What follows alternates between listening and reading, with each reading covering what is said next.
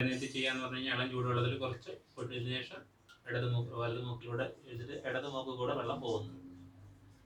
അതിന് കുറേശ്ശെ വായ തുറന്നു പിടിക്കണം. സാധാരണ രീതിയിൽ തല തിരിച്ചു കഴിഞ്ഞാൽ മറ്റേ മൂക്ക് കൂടെ വെള്ളം ഇതായി. ഈ പാത്രത്തിലത്തെ പകുതി വെള്ളം ഒരു സൈഡിൽ കൂടെ പോകുന്നത്. ബീഡ്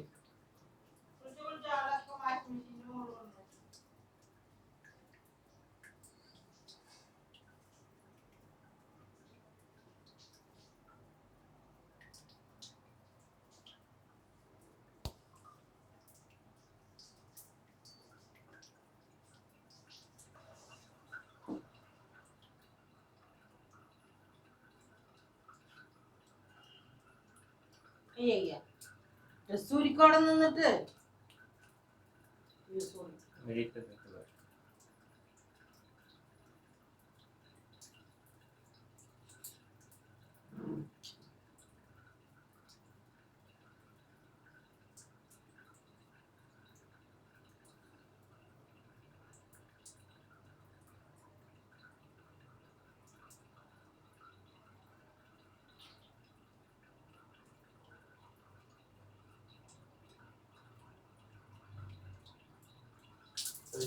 രണ്ട് മൂക്കിൽ വെള്ളം നല്ലപോലെ തിരിച്ചു കളയാം.